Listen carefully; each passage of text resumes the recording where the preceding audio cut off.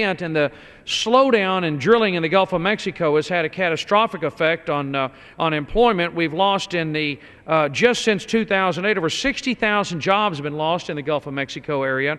And if we would get back to the levels of drilling, of permitting, both shallow and deep water, that we were before the blowout, it's estimated that as many as 190,000 jobs could be created in the Gulf of Mexico in about 18 months, with about 400,000 industry-supported jobs across the United States, supplying equipment to the offshore oil industry. And no one has a stronger stake in protecting the environment than all of us who live there. These folks that work for these great companies are my friends and my neighbors. I'm proud to represent so many of these companies. Houston, Texas is to the oil industry what Silicon Valley is to the computer industry. And these are engineers, these are scientists, these are people who live and work in and around the Gulf of Mexico, who fish there, whose kids play on the beaches. And we have, being a native Houstonian and growing up in the Gulf, I remember there were tar balls were common on the beach in Galveston. You just don't see it anymore. Well, so yes, sir, I certainly will. Well, I just wanted to say to the gentleman, with gentleman and I have worked together. I have great regard for him.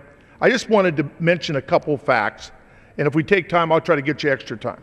To date, 67 new shallow water well permits have been issued since the implementation of new safety and environmental standards on June 8, 2010. Permits have averaged more than 6 per month over the last 8 months, compared to an average of 8 per month in 2009. Just 3 of these permits are currently pending, with 8 having been returned to the operator for more information.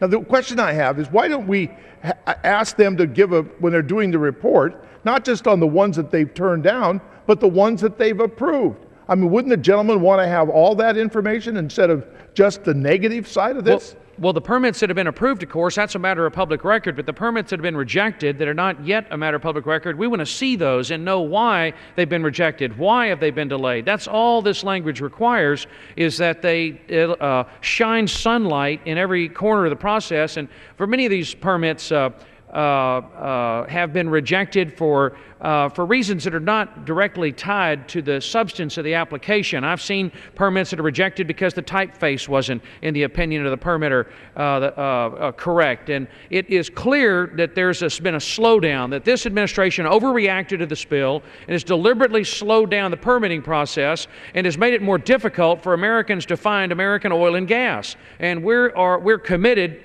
to drill here and drill now in a way that is safe and clean, that protects the environment, but yet takes advantage of the natural resources that God has so abundantly blessed this continent with. And we have in the Gulf of Mexico demonstrated that it can be done cleanly and safely, and there's no quicker way to generate high-paying jobs than to open up drilling in the continental United States, and particularly in the Gulf of Mexico.